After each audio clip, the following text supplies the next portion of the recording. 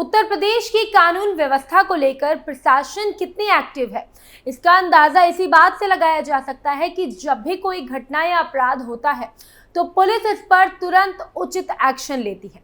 बाकी राज्यों की तरह ऐसा नहीं होता कि कोई घटना हुई और उसकी कानो कान खबर तक नहीं आई। उत्तर प्रदेश में घटना होने पर तुरंत उसका संज्ञान लिया जाता है और साथ ही एक्शन भी। यही खासियत है जो उत्तर प्रदेश को बाकी राज्यों से अलग बनाता है। चाहे कोई अफसर हो या आम आदमी, अगर अपराध करता है तो उसको सजा जरूर मिलती है। आज के स्पेशल स्टोरीज में हम आपको 3 घटनाओं के बारे में बताएंगे, जिसमें 2 अलीगढ़ की है और एक गाजियाबाद की, जहां पर घटना के बाद पुलिस का एक्शन तुरंत देखने को मिला है। नमस्कार, मैं हूं आपके साथ प्रियांशी मिश्रा और आप देख रहे हैं स्पेशल स्टोरीज। गाजियाबाद में गुरुवार शाम हमलावरों ने अंधाधुंध फायरिंग करके एक शख्स की हत्या कर दी। हमले में उसका बेटा गंभीर रूप से घायल हो गया। हमला करके हमलावर फरार हो गए। मौके पर पहुंची पुलिस ने घायल को अस्पताल पहुंचाया, शव को पोस्टमार्टम के लिए भेजा। गाजियाबाद के थाना मोतीनगर क्षेत्र के ग्राम सिकरी खुर्द में गुरुवार शाम हमलावरों ने अंधाधुंध फायरिंग करके एक शख्स की हत्या कर दी। हमले में उसका बेटा भी गंभीर रूप से घायल हो गया है। हमला करके हमलावर वहां से फरार हो गए। मौके पर पहुंची पुलिस ने घायल को सबसे पहले अस्पताल पहुंचाया और शव को पोस्टमार्टम के लिए भेज दिया। पुलिस हत्यारों की तलाश कर रही है। भोजपुर थाना क्षेत्र के गांव कलछीना में रहने वाले राजकुमार जाटव उर्फ बबलू, जिसकी उम्र 50 वर्ष थी, अपने परिवार के साथ रहता था। राजकुमार अपने भाई जगपाल के साथ कृष्णा नगर कॉलोनी में डेयरी चलाते थे। करीब 1 साल पहले उनके पास के ही रहने वाले कुछ लोगों से राजकुमार का झगड़ा हुआ था, जिसको लेकर लगातार रंजिश चल रही थी। गुरुवार देर शाम राजकुमार अपने बेटे सौरभ के साथ जब घर वापस लौट रहे थे और जैसे ही वो सिकरी खुर्द फाटक के पास पहुंचे तो पहले से ही घात लगाए 2 बाइक पर सवार 4 लोगों ने दोनों को रोक लिया। इसके बाद दोनों पर गालियां बरसानी शुरू कर दी। इस दौरान राजकुमार के सर और छाती में गोली मार दी, जिससे उसकी मौके पर ही मौत हो गई। राजकुमार के बेटे सौरभ के हाथ में भी गोली लगी है। सौरभ किसी तरह वहां से बच निकला। हमलावर हथियार लहराते हुए मौके से फरार हो गए। इसकी जानकारी जैसे ही गांव के अन्य लोगों को मिली, बड़ी संख्या में लोग वहां पर पहुंचे और हंगामा शुरू कर दिया। डीसीपी का बयान आया सामने। मौके पर पहुंची पुलिस मृतक के शव को कब्जे में लेकर पोस्टमार्टम के लिए भेजने लगी। इस दौरान गांव के लोगों ने करीब 4 घंटे तक जमकर हंगामा किया। हंगामा कर रहे लोगों की मांग थी कि तत्काल प्रभाव से आरोपियों को गिरफ्तार करके उनके घर पर बुलडोजर चलाने की कार्रवाई की जाए। मौके पर पहुंचे डीसीपी ने जैसे तैसे मामला शांत कराया और शव को पोस्टमार्टम के लिए भेजा। इस घटना की जानकारी मिलते ही डीसीपी देहात विवेक चंद्र यादव भी मौके पर पहुंचे और स्थिति का जायजा लिया। डीसीपी ने बताया कि मृतक के परिवार ने ग्राम सिकरी खुर्द के रहने वाले जितेंद्र और उसके परिवार के 4 अन्य लोगों पर हत्या का आरोप लगाया है। आरोपियों की गिरफ्तारी के लिए टीमें रवाना कर दी गई हैं। शीघ्र सभी आरोपियों को गिरफ्तार कर लिया जाएगा और उनके लिए विविध कार्यवाही भी की जाएगी। अलीगढ़ मुस्लिम यूनिवर्सिटी कैंपस में फायरिंग से हड़कंप मच गया। सुरक्षा कर्मियों ने 2 हमलावरों को पकड़कर पुलिस के हवाले किया। गोली लगने से यूनिवर्सिटी के 2 कर्मचारी घायल, अस्पताल में भर्ती। यूपी के अलीगढ़ मुस्लिम यूनिवर्सिटी कैंपस में बुधवार को गोलीबारी की घटना सामने आई है। बताया जा रहा है कि 2 कर्मचारियों के ऊपर फायरिंग की गई है। कैंपस में तैनात सुरक्षा कर्मियों ने 2 हमलावरों को पकड़ लिया है।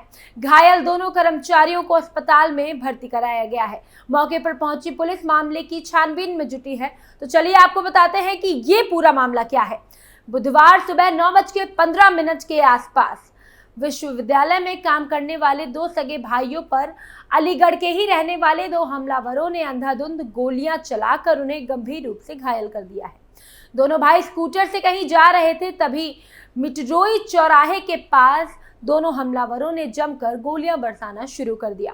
विश्वविद्यालय में कार्यरत दोनों भाई नदीम और कलीम गंभीर रूप से घायल हो गए हैं और वो सड़क के किनारे गिर गए। एएमयू कैंपस का विवादों से पुराना नाता। डॉक्टर ने बताया कि दोनों घायल युवक सगे भाई हैं और रजिस्ट्रार कार्यालय में कार्यरत हैं। दोनों हमलावरों का अलीगढ़ मुस्लिम विश्वविद्यालय से किसी प्रकार का कोई संबंध नहीं है। वहीं एएसपी अमृत जैन ने बताया कि प्राथमिक जांच में पता चला है कि दोनों पक्षों से पहले ही रंजिश चल रही थी, आपस में मुकदमा भी चल रहा था। गौरतलब है कि एएमयू समय समय पर विवादों में बना रहता है। इस साल होली के मौके पर भी मार्च में यहाँ बवाल हुआ था। होली कार्यक्रम मना रहे छात्रों ने दूसरे गुट पर हमला कर दिया था। कैंपस में होली खेल रहे छात्रों से मारपीट की गई। इसके अलावा बड़ी संख्या में छात्र सिविल लाइन थाना पहुंचे और पुलिसकर्मियों का घेराव किया। बीते मई में एएमयू के एएस हॉल परिसर में छात्रों के दो गुटों के बीच मारपीट हो गई थी, जिसमें बीटेक फर्स्ट ईयर का एक छात्र बुरी तरह से घायल हो गया था।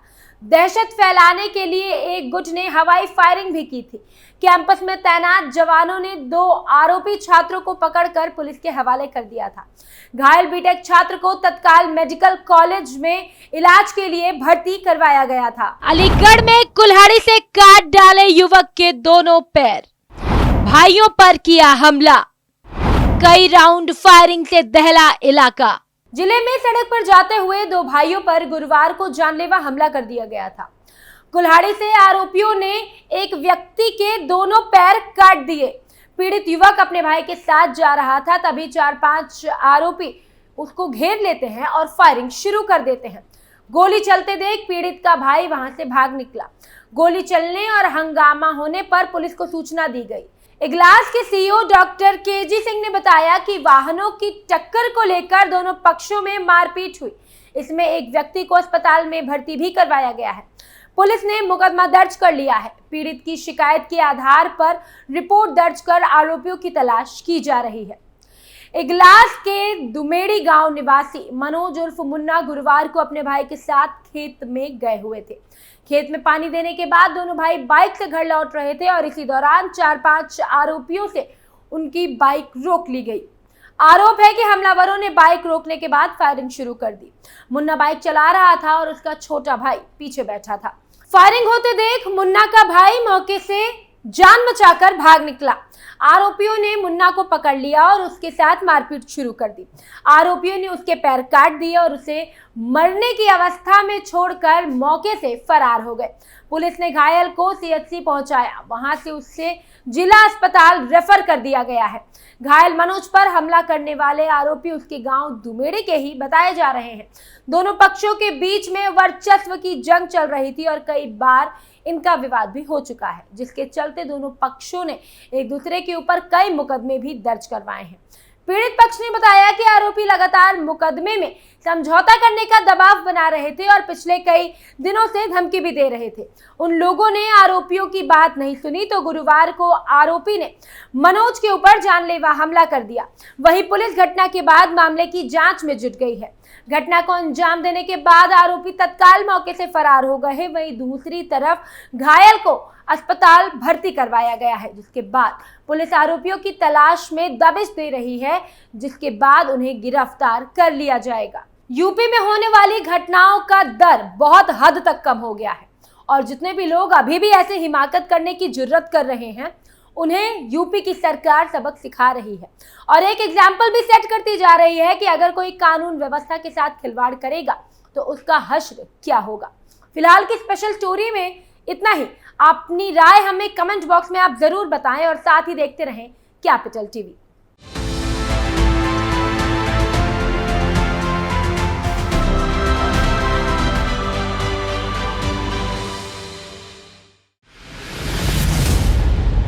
मैं राजनीति करता नहीं, पर राजनीति को बहुत गहरे तक समझता हूं। मैं लोगों के बीच रहता हूं, लोगों के मन को अच्छे से जानता हूं।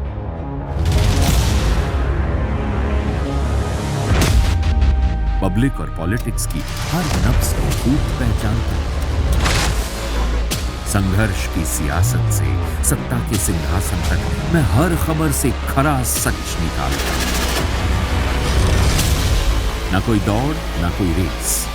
Capital TV, Uttar Pradesh.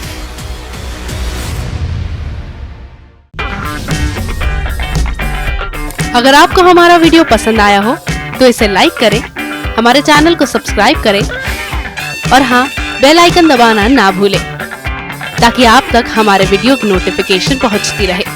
आप अपना सुझाव हमें कमेंट बॉक्स में दे सकते हैं। हमारे साथ जुड़ने के लिए शुक्रिया।